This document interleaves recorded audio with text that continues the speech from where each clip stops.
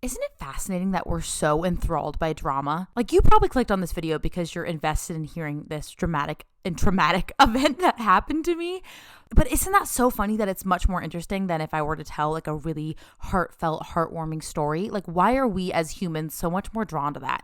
I don't know, but I'm a sucker for it too. Wait, you've got to be kidding me. Let's get this untwisted.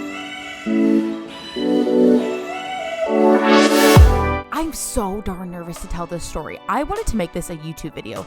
Oh, I kind of forgot to do my intro. Hi everyone, welcome back to Don't Get It Twisted. Thank you so much for tuning in to another episode. As I was saying, I've been wanting to tell this story for a really long time. I've never done a story time. I've never done something like that on my channel, but it's always been something that's really fascinated me. Reese, you know what? I tried to give you a toy. I tried to give you something that was going to distract you, and instead you go for my protein bar. No, thank you. But I've always wanted to do story times like that, but I just don't think, one, I have that many dramatic experiences in my life to share. Two, I never want anything to come off as rude or like me trying to seek attention or me trying to stir the pot or like start drama. That's just so not me. I don't know how to do confrontation. I don't know like the first thing about giving a story time. But then I was thinking like I have this really, really freaking interesting story that I have been wanting to share for such a long time. And I feel like I just feel a little bit more safe doing it in a podcast. Maybe it's because you can't see my face. So maybe the fear level of these people coming after me has decreased a little bit. But either way, I am still petrified. Please know that as we are about to dive in. But I want to share what I can now say is an extremely funny story time about the time Keith and I were almost scammed out of all of our money and pretty much were recruited to become a part of a pyramid scheme. And it wasn't like an MLM or something like that. It was kind of a little bit more of like a career binding, all in sort of scheme. And you know, sometimes like you'll come across MLMs maybe on Instagram or Facebook Messenger, and maybe they're fitness related or it's hair care or it's skin care. And you know, you might get those messages all the darn time. And sometimes it's easy to avoid those if you're not interested. You know, you can unfollow the person, you could block them, you could mute them. Most of the time, it's a lot easier to get out of if you're simply not interested in participating. But when it happens in person, it's a lot more sneaky. It's a lot more scary and a lot harder to avoid. But let me start from the beginning on the time that Keith and I were recruited to become a part of literally God knows what. Like to this day, I could not tell you what it was. And that's probably the biggest sign of them all. The year is 2018. It is the first week of May.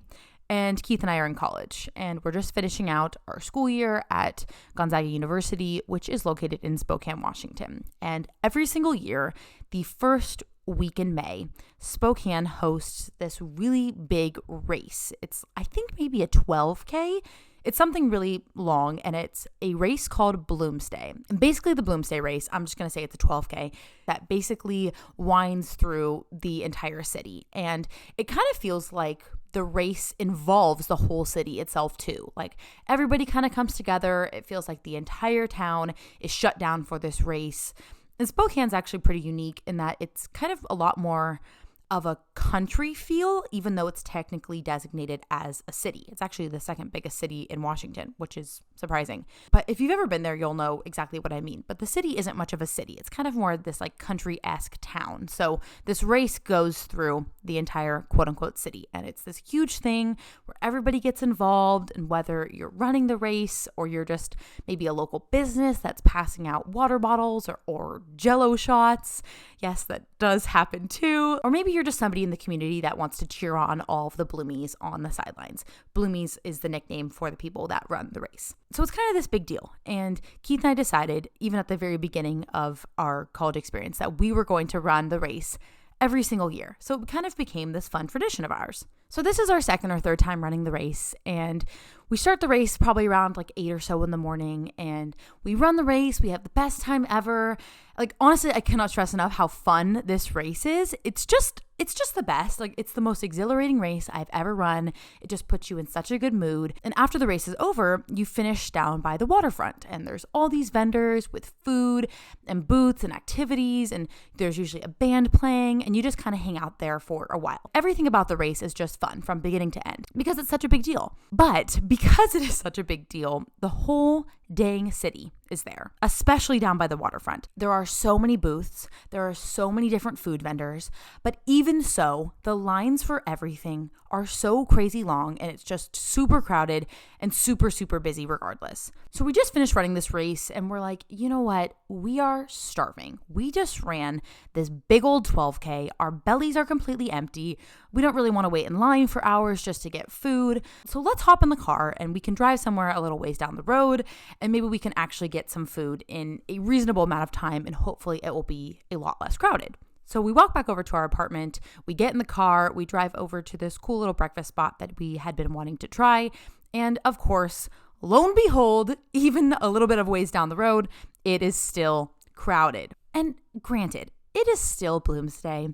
It is a beautiful Sunday in the month of May. The sun is shining in Spokane when we are normally dealing with like absolutely terrible weather. So of course this breakfast spot is still going to be crazy busy. Like, what were we really thinking? And I'm almost positive that the restaurant that we chose to go to was even doing like some sort of a Bloomies promotion, like buy one, get one half off for all Bloomies, like something, very enticing. So naturally there are going to be other Bloomies there at the restaurant. So if I've painted any picture in your head at this point, just imagine, everywhere we're going, crowded, crowded, crowded, the most crowded it could ever be. So we walk into the restaurant, they tell us it's going to be probably like a 30-minute wait. And we're like, okay, whatever. We'll just, sit in the little lobby area and wait for our table, which kind of funny, like even telling this story just makes me so reminiscent, on the times when we would wait for tables at crowded restaurants. We'd be around swarms of people, crowded. Good times. So we're just sitting in the waiting area, and I'm almost positive I didn't have my phone on me. And I'm not even sure if Keith had his phone on him either, because mind you, we had just come from this race. We didn't technically really need technology, especially if we were running the race together. And I hate running with my phone, so I had just left it behind because I just didn't really need it. So normally when you're sitting waiting for your table at a restaurant, you might be just kind of sitting there scrolling through your phone, or you're surfing the web. But we were just kind of like awkwardly sitting there in this stuffy little waiting area, with those like super uncomfortable couches, and it's filled with these cranky and hangry people who just want their name to be called, and it's truly just, a little hell on earth. Come to think of it, I don't actually really miss any of that at all, but in this moment, it was our current reality. We were just sitting and waiting and minding our own business. And we are sitting next to this one really large family. And I remember thinking, kind of cute. There was lots of parents and kids around. I was like, yeah, cute. And sitting right next to us, there was this mom and a dad, who are our main characters. We'll call them Mike and Rosie. God, I actually hope that's not their real names. Like, I actually totally forget what their names are. But anyways, Mike and Rosie. And then Mike and Rosie had two little kids, I think a boy and a girl. And it kind of looked like they were also with, extended family. So maybe one other couple, maybe that couple's kids, perhaps even the grandparents. It was the whole shebang. And they look over at us, Mike and Rosie, and they look at Keith and I, and they go, gosh, you two are just a really good looking couple. And I'm telling you this for the context of the story, okay? I'm not trying to say this is a true statement, but this is literally what this random woman, Rosie, is saying to Keith and I. And, we're like, thank you so much. Just like super awkward, like not knowing how to accept this random compliment. But we're just like, thank you so much. Like, what else are we going to say? And I just sort of thought it was one of those like, accept the compliment, say thank you, and move on sort of situations. But no, she just kind of kept poking in. And she said, you two, you just look like you are filled with potential. The fact that you have gotten up so early on a Sunday morning and you ran this race, which, mind you, everybody runs this fucking race. It's not that impressive of a thing. But she just kind of like kept poking in. And we are literally sitting here, mind you, like in our nasty, sweaty racing clothes. Like we didn't have the time or the energy to go back home and change or shower before we had come out to this breakfast spot because we just wanted to try and grab a quick bite to eat. So we were sitting here just gross and messy and like disheveled as ever. And she's sitting there going like, the fact that you did this is so amazing. What was our line of work? And like, what kind of things do you do? And she's just very, very curious about our lives. And you know, we are polite people. We can engage in conversation. We are very cordial, as you might be with, you know, any random woman inquiring about your life story in the cramped waiting area of a breakfast restaurant. And we're just kind of thinking to ourselves like, wow, like this is really interesting, especially that this woman wants to talk to these two smelly teenagers who just ran a 12K. And granted, like these people are very kind and very warm, but it's kind of just mainly Rosie who's trying to strike up the conversation. Mike was, you know, kind of here and there with the kids, but you know, we didn't really suspect anything of her just wanting to talk with us. And at some point in the conversation, she kind of starts to shift the point of the convo back to herself. And as a listener of this story, of this twisty pod, if I may, you can probably sit here and, you know, recognize, yep, that's what a pyramid schemer would do. Or even maybe like a good salesman. Like I was in sales, I can talk about this. Like they kind of butter you up, you know, as a way to try to reel you in. And truly you're getting people to talk about themselves because let's face it, that's everybody's favorite thing to do. So that's exactly what she was doing. She was just sitting there gassing us up. And then she slowly starts integrating these parts of her into the story, things that she did to make herself successful, you know, kind of tying it back into our potential, but she's the one that's successful. And to be honest, a lot of the details are sort of lost on me at this point, like exactly what she was even doing or how she became successful. Even in the moment, I don't remember caring all that much because honestly, it started to smell pretty fishy to me. Like it got pretty stinky in there. And truly all those little details are not that important to the story. But anyways, she basically starts telling us that her family is the most important thing to her in the world. And I'm really lucky because I'm retiring this year. Yep. I am. I'm retiring and I'm so proud of the fact that I am able to retire. And she was young, admittedly. I would bet she was 27, 28. But she just kind of kept going on and on and on about her damn ability to retire and how 1 year ago she would not have been able to do this. But look at her now. She's retiring, baby. And you know, you two would be really great at what we do. And I need to make this very clear before I even move on with the story. I am not, to this day, sure of what these people do. They would talk in such big circles that I would lose focus so many times. I could not tell you what line of work they were in. I couldn't tell you any details about the pyramid scheme. I think that's actually part of the marketing or recruiting that they try to do. Like they leave out the major detail of what it is, probably on purpose, but as probably some way to maybe like lure you in. But they just wanted to keep talking about money. They wanted to talk about how much they made. They wanted to talk about the watches they had, the kind of cars they drove, which we would later find out was a Toyota Prius. And no hate to the Toyota Prius because I love the Toyota Prius.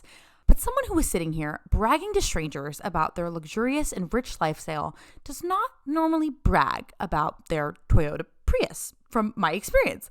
But they never once mentioned what the fuck the pyramid scheme was. And to be honest, this was the first alarm, the first freaking alarm. So after just kind of, you know, making conversation for a little bit or her trying to recruit us, Rosie eventually asks Keith for his phone number. And she says, you know, it's really busy here. I would love to be able to meet up with you two over coffee and just chat. And I just see so much potential in you. I would love to continue this conversation. And it wasn't like she was just politely asking for his phone number. And it wasn't like she was hitting on him either. Don't get this twisted. But I just remember she was being really, really pushy. Like pushy to the point where you had no other option, almost like, here is my phone, please put your number in it right now, and also pull out your phone and let me look over your shoulder as you pull open your calendar to show me what days that you're available for coffee so we can meet on that specific day. Like it was so uncomfortable that I almost had no other option than to say, yes, like, of course we can meet at this date at this time. She didn't really leave us any opportunity to say no. We were pretty much being cornered into saying yes because she was so invasive about it, which I suppose is, sales scheme number 2. And, we could have seen this as probably like stranger danger, but nothing in the moment really seemed that alarming. Like, we didn't really see much harm in that. It was really weird, mind you, but at the same time, like, we were just sort of like dumb kids who didn't really know exactly what to do when a random woman has such a strange conversation with you and essentially forces you to commit to a coffee date. It was odd, of course, but it didn't feel alarming. So Keith eventually gives Rosie his phone number, and I think shortly after their name was called by the hostess, because in case you forgot, we were still waiting to be sat down for breakfast, and then they went over to their booth and we eventually got our name called too. And Keith and I were just kind of bantering over breakfast, like, gosh, this is, sort of weird, but they seem so nice, and I guess I'd be interested in going to coffee. Like, what's the harm? Like, they seemed like they were super successful and happy. We didn't really think too much of it. They almost left us with that like warm, fuzzy feeling where we felt so hyped up about this endless potential that Rosie had just constantly reiterated to us. For what, I don't know. But it felt like we couldn't just abandon these people who were just giving us so much love and attention. So flash forward to the day of the coffee date, and we had scheduled to meet at like 5 p.m. And I remember it was just such an odd time to schedule to meet up for coffee. And this was the summer that I was working 4 jobs. If you listen to my last episode, you'll know exactly what I'm talking about, but I was just super busy. Busy. Meetings. I just remember thinking like I was going to have to rush over to meet these people with Keith like right after I was let off of work when my shift was finished. And Rosie texts us a few hours before and she's like, we can't wait to meet you. We will be at the coffee shop at 5 p.m. Like, can't wait to see you. And we're like, awesome. Yes. Okay, cool. And this coffee shop was a little out of the ways. Like, I would say probably a good 30 minutes outside of downtown Spokane, which if you know Spokane, that's a long 30 minutes.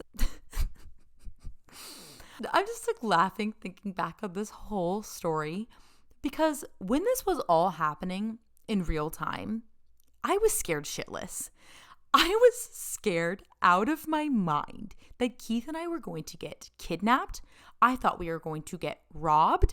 I thought they were going to come for my identity, and maybe they still will. I don't know. But like, it kind of went from this like, okay, random woman talking to us at a breakfast restaurant to what the heck are we doing? Why are we meeting these random people for coffee at 5 p.m.? But anyways, Keith picks me up from work and we drive down to this random coffee shop that is apparently still open and thriving at 5 p.m. And thankfully, you meet in a public place when you're meeting up with what we didn't know were our soon-to-be schemers. And it was safe. Like, sure, I was scared out of my mind, but that was just, my typical anxiety and paranoia acting up.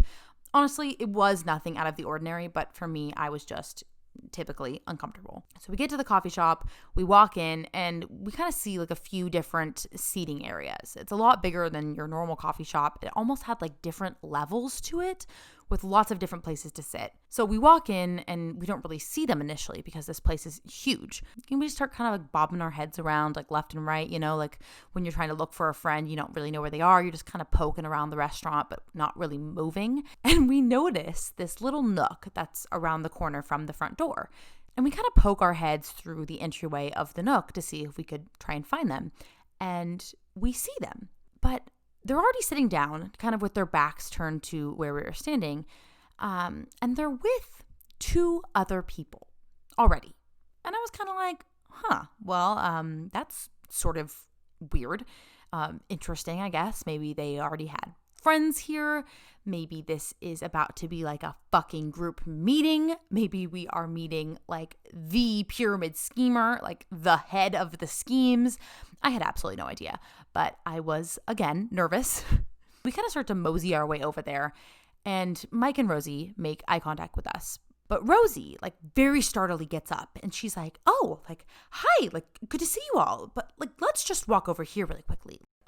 Almost like we couldn't be involved in whatever was going on, like, in that other conversation. And in retrospect, I can now acknowledge that they were talking to another naive couple, such as Keith and me. They were literally setting up their little con meetings back to back. And we walked in on them. I mean, the nerve. Like, alarm bell 2, 3, 4, 5, whatever. I can't even keep track at this point. So many freaking alarms going off. Ring, ding, ding. So Rosie leads us out of the Nook area, very rushed. And she takes us to the cash register and she's like, do you guys want to get a coffee or a little treat on me? It's so good to have you all here. And, she's sweet talking as per her usual, but not the same kind of chatty Kathy that she was at the breakfast spot. This time she's a little bit maybe more reserved. She's a lot shorter, a little bit more concise, even diabolical, one might say. She's just acting a little bit different. Her tone has definitely changed and it was very apparent. So Keith and I were like, oh, sure. That's so nice. Thank you so much. And we both order. I think we both got chai lattes. Does it really matter? It doesn't, but thought I'd let you know what I ordered anyways. So we place our orders, our coffees, our lattes, whatever. And she kindly, I will admit, kindly purchases them for us. And then she just sort of leaves. She just kind of leaves us. She's like, I need to go wrap up things really quickly over here, but you two just hang tight right here, okay? I'll come and get you when we're ready. And I was like, well, that's fucking weird because who invites you to a coffee shop and then says, oh, I'm sorry, I can't see you right now, even though I'm here. I get it. She's a little diabolical mastermind. But in the moment, we didn't know that. God forbid you have your back-to-back meetings interrupted. I get it. You're getting walked in on. But at the same time, we didn't know that we were walking into a pyramid scheme. So all's fair in love and war. So we stand there for a while and we're just horrifically awkward, just kind of talking to one another. God, this is so weird. What do we do? What are they going to talk to us about? And mind you, again, still had absolutely no idea what the premise of this scheme I was trying to be conned into was. I was just here because they had forced it onto our calendars and Keith and I were just too nice to say no. But we probably stood there and waited by the cash register for I'd say at least 15 minutes. And it's probably 5:30 by now. And finally, Mike and Rosie come over and they grab us and they bring us back to their little seating area and the little nook. And this time, ladies and gentlemen, it's Mike's turn, baby. All right. Mike starts to take over the wheel. And Rosie's there, but she's a lot more quiet, which I remember being a little bit odd considering her over-friendly demeanor when we first met. And I don't really know if this was, part 1, part 2, Mr. and Mrs. Smith kind of deal, where one of them draws you in and then the other one takes over the sales of said unknown scheme. I don't really know. But from that point on, Mike just kind of starts off his little spiel, And we're sitting there, and as the conversation progresses, it started to feel, and I don't want to say sexist, but kind of started to feel along those lines because it felt like they only really wanted to ask Keith questions, as if he was going to be the one living out this perfect narrative to its completion. And I was going to be the Mrs. to his Mr., But they were just really inquisitive about his major and his line of work, which is real estate. So I guess this may be, aligned more with their unidentified scheme more than my public relations degree. But I digress. But I don't know, this seemed to be a key factor for them. And they were just extremely interested in his real estateness. It was either that or they just couldn't give a fuck about me and PR, but whatever. I'll get off my soapbox. And the conversation is honestly making absolutely no sense. Literally no sense whatsoever. And they were asking us these weird questions that you almost couldn't say no to. Asking us dumb questions to make themselves sound smarter and brighter. Don't you just want to have a yacht one day? Don't you just want to have millions of dollars? And we're like, yeah, I guess that doesn't sound sickeningly awful. Sure. Okay. What do you mean? But they just kind of kept telling us these really big stories. Again, all part of the scheme. But they would ask a question and they'd be like, so do you want to make money?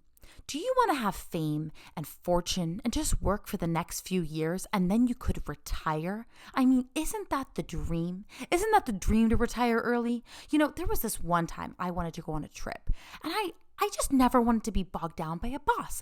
I never wanted to be anybody's employee. I wanted to be my own boss. And there was this one time I was invited to go on a yacht and I wanted to own that yacht. And on this yacht, there was a farmer and I'm sitting over here like, excuse me? Like, do you hear what you're saying? Like, do you hear what I'm saying doesn't make any sense? Like, none of the statements that these people were saying ever had any conclusion. Like, they just kept leaping from one hyperbole to the next. But, like, this was their shtick. Like, this is what their goal was, I guess. Like, to make no logical points. I don't know. I mean, at the same time, like, you as an audience to their scheme are just kind of sitting there like, well, yeah, like, I guess I kind of want that. Like, I want to travel. I want to be my own boss, and sure, I'll meet a farmer on a yacht. Like, you get so fucking lured into these nonsensical stories. And the entire time they are doing this, so you miss the premise. You are so interested in this dream lifestyle that they're painting you a picture of that you forget that they have not given you any objectives, any logical, strategic ideas. They haven't even told you the goal. They haven't said what the company is. They haven't told you absolutely anything. Not a fucking thing. Sorry, I just had to take a sip of my water there for a second. I was getting a little bit heated in retrospect. And my palms are sweaty this entire time. Gross image, I know, but it's just the truth. And I start to get pretty nervous. I'm just pretty off-put by this whole situation to begin with. I'm also probably just a little bit hot and bothered that they couldn't give two shits about me sitting there, and it's only, the Keith is the star kind of show. But this conversation had dragged on for what felt like a full eternity, an entire century even. And eventually they say, if you are interested, which, we know that you are, we are going to help you get there. And we will do this by having a few different meetings set up with you that we would love to plan right now. So let's pull open your calendars and let's do this right in front of me. And Mike proceeds to do the exact same thing that Rosie did at the breakfast restaurant when she started to lean over your shoulder. And then you have no other option than to politely pull open your calendar and choose a day and time to meet for this fucking follow-up meeting to talk about God knows what. And then Mike is like, well, I really want you to be a little bit more prepared for the next meeting. So you're going to have to do a little bit of reading before you come. And I just want you to be a little bit more prepared. And he begins to assign us a chapter in this effing book like he's some goddamn professor. But he's like, you know what? The book is in my car. So you might just have to, follow me out back so I can give you a copy of this book. And this is where I'm like legitimately fucking the fuck out because I'm thinking we are about to get stabbed. Like, this is the point in the story where my life comes to a conclusion. I am stabbed by these con artists who haven't told me absolutely anything about why I'm even here. And we're just so uncomfortable. Like, we feel like we have no other choice but to follow this man to the back parking lot. The perfect location for our stabbing to take place. And we walk up to his Toyota Prius. Remember how he was bragging about his lavish lifestyle and all the nice cars he had? Again, no hate to the Prius, but that's just not exactly the usual car included in the repertoire of the rich and schemiest. And he whips out this book from his car, which was in fact a real life book and did not indicate any foreseeable signs of us getting stabbed. But even the book itself was just like a whole bunch of jibber jabber.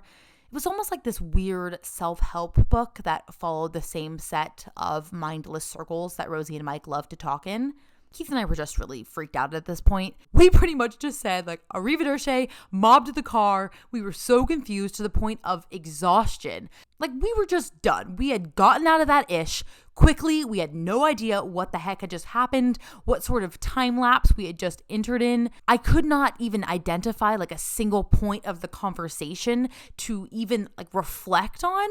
We were just so uncomfortable. We had no idea what had happened. And we quickly realized at face value what was happening. We were being roped into some sort of ambiguous pyramid scheme and we wanted out. But now, of fucking course, we had this book of theirs, which I recognized too was like another way for us to commit to the next meeting because we literally had the book in our possession. Like, if we didn't give the book back, we were stealing their book. So it kind of felt like this obligation, not even to read the book, even though we kind of felt intimidated to do so, but you had to follow up to go to the next meeting because you had the book, and then you just kind of felt guilty if you didn't read the chapters. Like, it was all based on guilt. And we didn't know what to do with this gosh darn book. Like, neither of us wanted to read this. Like, it was summertime also. Like, I'm not going to open this random book. But we pretty much decided on the car ride home, like we were done, we wanted out. We didn't know how we were going to get out, but we had no interest in progressing into whatever the heck this was about to be. And eventually I convinced Keith to go on his own to the follow-up meeting, which is a little bit shady and cowardly on my part, but I was scared shitless. I was so nervous. I didn't know what to do. And I was like, I have work and you need to go drop off this book. Like I just was making up all of the excuses. And, he was very kind. And he basically walked into the next meeting, which was at like some random hotel. And he found Mike sitting down with another customer at the scheduled time of our arrival, like of our meeting.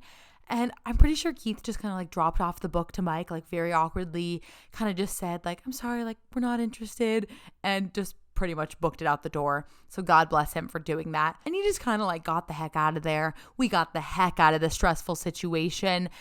I cannot stress enough how scared this whole encounter made me, how stupid I felt to have fallen for such a glaringly evident scheme. And the whole time I was just shitting bricks thinking of how we were going to get out of this. And hopefully even after I tell the story, like I won't get murdered. But honestly, for weeks afterwards, after this whole thing had happened, I was petrified because we had told these people where we went to school, what we majored in, where we lived even, like they had our phone numbers. I was spooked, to say the least, and I thought this was going to be the end of the end of the end. I was not going to live to tell the tale. But alas, here I am, sharing this horrifically embarrassing story, and honestly, it's like one of the funniest things to look back on, but shit, did I hate every minute of it when it was happening. But I do suppose that the moral of the story is, don't ever, for any reason, do anything for anyone. For any reason, ever, no matter what, no matter where, or who you're with, or where you're going, or where you've been, ever, for any reason whatsoever. I kind of wish I had more details to share about the story, but that's sort of just the end of that. And it was something that I can look back on so fondly. And truly hope that I will never have to hear from Rosie and Mike again. If those are their real names, then this story is completely fictional and this has nothing to do with anything. So, moving forward, it's kind of crazy that I've already been doing Don't Get It Twisted for a month now. Like this is what, episode 6? That's crazy to me. I can't even believe we've gotten this far or that you're still listening, or maybe you're new to listening. I don't know, but I'm just really excited. I feel like it's been such a long time coming. I asked you all on Instagram. I hate that phrase. I hate saying that. I feel like the most typical YouTuber. I asked you all to ask me questions on Instagram. Like, I don't want to be that person. But also, that's exactly what I did because I always want to use the end period of this podcast to answer as many questions as I can from you all. And I figured because I wanted this story time to be a little bit of a surprise, I would just kind of answer literally any general questions that you have for me, a lot of my FAQs, if you will. So let's get the heck into it. Where do you get that motivation from? Because I can't even convince myself to work out even though I want to. Well, honestly, the thing is I barely ever have motivation. I try and think of it more as consistency because I know when I'm being consistent with myself, I'm going to see better results. I'm always going to be happier with myself in the end. I'm never going to regret getting up and working out. And also, half the time, motivation is never there. Like, even if you see a whole bunch of people on Instagram or YouTube or something always working out, I would say half the time they're not motivated either, but they're always going to be consistent, and that's what's going to help them or you reach your goals.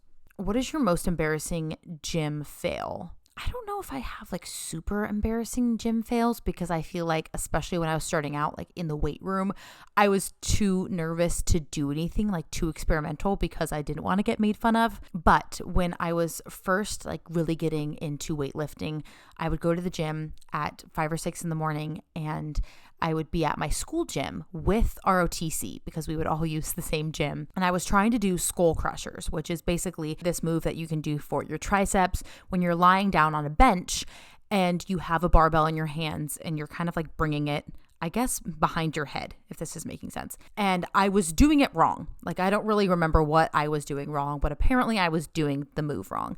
And I remember the ROTC coach like came over to me in like the middle of me doing the move and basically like moved my elbows together and like tried to help me with my form, which was so nice of him. Like, I know some people are like, men shouldn't help out women in the gym, but like I was grateful because I don't know, maybe I could have hurt myself. But I remember thinking like I was mortified that somebody noticed I was doing something so horribly that they came to intervene, like came over to help me out.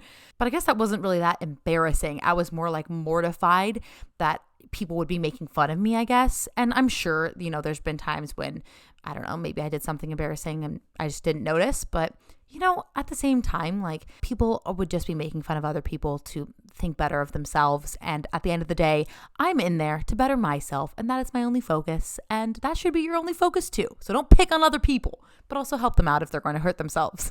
How did you stay motivated while you waited for your channel to grow? I guess that was never like my sole objective. Like I never started making videos because I wanted my channel to grow. I wanted to make videos because I loved making them. And it took, you know, a little bit of time for my channel to, you know, even get noticed by anybody outside of like my family or friends. But I think it's important that you're doing it for yourself. And I always say, like, if you're doing this for fame, if you're doing this for views or for likes, or you're just not in it for the right reasons, first of all, you're never going to stick with it. And second of all, people will always see right through that. So when it comes down to motivating yourself for each video, you have to remember what your passion is, why you were interested in making videos in the first place. And also, like, what can you do to diversify yourself? How can you make your channel stand out amongst so many channels that might be in a similar niche as you, or even from the same age group as you? Like, what will make you so unique that other people will want to watch or subscribe? Would you ever have YouTube as your only paying job? Yeah, I would say possibly. Like if that's something that has really worked well for me consistently. I think it's really scary to just all of a sudden like jump into this abyss of an irregular salary, especially when YouTube has such varying income levels. I think if things were consistent for like 3 to 5 months time minimum, and things were, you know, progressing for you positively, then yes, I would definitely consider it. But I'm also just a huge believer in having multiple streams of income, especially when it comes to something like YouTube, because sometimes you just never really know what's going to happen. I don't know. I just kind of think it's like a smart way to live if you have the means or the ability to do that. Like even selling your clothes on Poshmark or Depop, which I've been trying to do lately. I just think it's a good way to have more security if you're able to do that. What's your love language? I always get embarrassed to talk about my love language. I don't know why. I just feel like it's not like the typical one. I'm almost positive mine is acts of service. Like I love all of them, obviously. Like who doesn't like quality time or words of affirmation? Like those are great things too.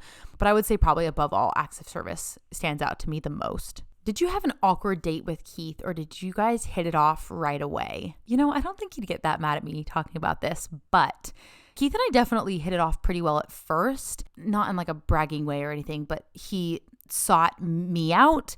And I think at first I was just kind of like, oh, awesome. Like he's going to be a good, I don't want to say good friend because that'll totally insult him. But I just kind of was like, oh yeah, like, you know, good person to get to know, I guess. At first, when I first met Keith, he was very, very shy. And he has since come out of his bubble, but he was just kind of always the person that, you know, stuck to his friends and was just not as extroverted as I am. So I was very nervous to like further any sort of relationship with him because I truly didn't know like if we were going to be compatible. Like this guy's so shy, like he doesn't really talk that much around me. But very gradually he got a lot more comfortable with me and he opened up. But honestly now it's become like one of my favorite things about him because it's almost like this little precious gem of a personality that he only shares with some people. This is a really good question. Is your bladder used to drinking a gallon of water?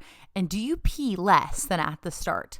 So something I've probably never shared because, you know, it's probably just a little bit of TMI, but I've had a bad bladder my entire life. Like, ask my parents, ask my sisters. From day one, I was that kid that needed to pee constantly at every moment of the day. I would pee like 2 times before we would leave the house, and then I would need to pee on the way to wherever we were going. I would pee on road trips, like on the side of the road in between like the passenger and the back door. Like, I peed all the darn time. It was sort of annoying more than anything, but drinking a gallon of water has nowhere near helped my bladder problems. If anything, it's just elevated them. It's just kind of something I live with now. I don't really care that much. I mean, I'm only ever home anyways, so whatever. But if you are somebody that's increasing your water intake, I don't know if it gets better. I really don't. Probably, I'm assuming that you would get used to it over a long period of time, but for me, no, never. Never. Did you ever embarrass yourself in school? I mean, yeah, all the darn time. I would say like one of my most embarrassing memories was getting my period in school. Sorry for all my boy listeners, but also not sorry because it's so natural. But anyways, yeah, that happened to me during lunch. I think when I was a freshman in high school, something like, I was so young, and I was basically just like sitting at the lunch tables like, you normally would. And one girl who I was not even like that close of friends with, but she was just a genuinely good person. Shout out to you, Lacey, because you saved me. She came up to me and she was like, "Hey, Tay, like, I think that you might have started your period or something." And I went to a school where we had to wear uniforms, and I was in a like pinstriped red and white skirt, which basically looked like super light pink. And probably I had, a cute little red mark on the back. And I was absolutely mortified. And I, of course, like quickly was able to like throw a crew neck around my waist and try and cover it up. And I had a small little group of friends that kindly escorted me to this area on campus where we could basically like exchange skirts kind of if the situation ever happened. And I ended up getting this skirt that was like 6 sizes too big for me, that I had to like continually like twist and turn all day long so it wouldn't fall down. That would have been even worse. But yeah, I guess that's pretty darn embarrassing. I was also in charge of all of our all school rallies on campus, so I embarrassed myself on like quite a regular basis. I would dress up in weird costumes and was kind of just like used to doing that kind of lifestyle. Like, I feel like all of my high school friends were just like, yeah, that's Taylor. She's dressed up as Iron Man today in front of the whole school. So there's that. Would you ever be a guest on a subscriber's podcast? What would you talk about? Of course, I would absolutely do that. If anybody wants me to be on their podcast, absolutely. Or if any of you want to be on my podcast, let me know too, because sometimes it'd probably be more interesting to talk to somebody else than to Reese, who isn't really listening to me, or just the empty walls of my house. So yeah, hit me up. Did you have any embarrassing experiences when you were in cheer? Love you. I love you too. Oh my God. I have so many embarrassing cheer stories. I could do a full podcast about cheer, but I always think of like the more traumatic, like kind of scarier ones, I would say, because I was always just like so mortified of how bad I would be at times. I mean, I definitely spent a lot of time like trying to progress, trying to become a better cheerleader. But at the end of the day, like I just wasn't like top notch. There's technically 6 levels in cheer, but mainly there's just 5.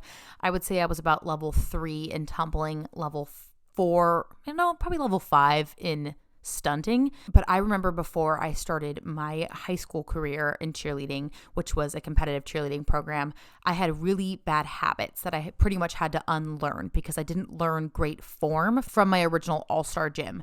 And I remember when I tried out for my high school team, even thinking back, I have no idea how I made the team, if I'm being honest. You had to do a tumbling pass on the basketball court, which, God, even just thinking about that now like hurts every part of my body. But you had to do a tumbling pass on the basketball court. And I remember I was wearing a wrist brace at the time because I had hurt my wrist, and I didn't want to hurt myself like even more when I was doing this tumbling pass on this hard wooden floor. So I wore it during the tryouts.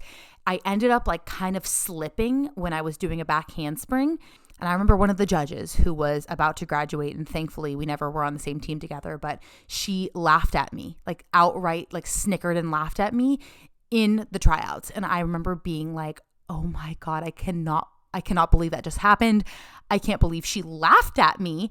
And I knew it. I was like, I'm not getting on the team. Like, this is awful. And then I ended up getting in. I perfected myself. I got better. I didn't have to wear the wrist brace anymore. And you know what? Screw her. how did you decide on getting a Labradoodle? Keith had a Labradoodle growing up. That was his childhood dog, and his name was Cosmo. And Cosmo was the goodest boy there ever was. And we knew that we needed to get a hypoallergenic dog, so it had to kind of be probably a poodle of some sort. And I grew up with a cockapoo, which is a cocker spaniel poodle. So that was in the cards. And then we kind of were looking at Bernedoodles or Sheepadoodles because my parents used to have an Old English sheepdog. And then eventually we decided that Labradoodles were just really good dogs in general. Like Labradors are really smart. Poodles are really smart. They're just very well mannered. They're very playful and fun. And we just knew we would have a good experience. I just graduated from college and I'm moving in with my college boyfriend. Can you talk about moving in with Keith or any advice that you have? Yeah, I mean, Keith and I have had a pretty positive experience so far. We don't really fight that much at all. And it's just kind of been really peaceful, I would say. I think things that are really important are making sure that both of you are taking responsibility for the apartment or wherever you will be living together. So it shouldn't just be your responsibility or his responsibility to do like, vacuuming, dishes, that kind of stuff. Make sure it's like pretty well divided so you don't let those little things boil over, because I feel like that's when you start to kind of nag at each other, when you act more like passive aggressive roommates than boyfriend and girlfriend. And then also try and do things just for you two, like outside of the apartment. Like don't forget about like date nights or just doing things that are fun and make you still feel like a couple and not just roommates, I guess. Do you ever regret being an influencer? Well, I don't ever think of myself as an influencer, especially because I'm just Taylor. Like, I don't know. I feel like even the idea of influencing just feels so weird to me. Like, why would anybody want to hear what I have to say? For me, I just kind of think of it as I make videos. I like to put them online. I hope to inspire you a little bit. I hope to bring you a little bit of joy, make you laugh, put a smile on your face. Like, those are the kinds of things I think about. I don't ever think of it as influencing. I also feel like, compared to so many people, I have such a small little platform, and I'm actually so beyond okay with that. And I feel like, of course, yeah, it would be really cool if I was able to connect with more and more people around the world. But at the same time, there are so many of you that I know on a first name basis that I message all the time, that I can connect with, and that have been with me since what feels like the beginning. So to me, it feels like a very special community because it is so close-knit. Thank you to those of you who sent in your questions. I always love getting a chance to actually chat with you in what feels like a one-on-one basis. And I never want to be like one of those people that's so aloof that they're not listening to their audience. And to me, getting questions is just best thing ever. So thank you for taking the time to do that. I love you all. Thank you for tuning into this weird old story time. I hope that you liked it or at least brought you a little bit of joy. I'm really scared to honestly share this. I don't know why. I don't know what's wrong with me, but I just don't want to, be hunted down by Mike and Rosie. But anyways, I love you all so much. Thank you so much for listening. If you have any questions, feel free to DM me on Instagram at @tayllorwoods with 2 L's. Or if you have any questions for the podcast, you can email me at hello@twistypod.com. I love you all so much. Thank you for tuning in to another episode of Don't Get It Twisted. And you better stay tuned for next week when we're going to get a little bit untwisty, baby. I love you all. Goodbye.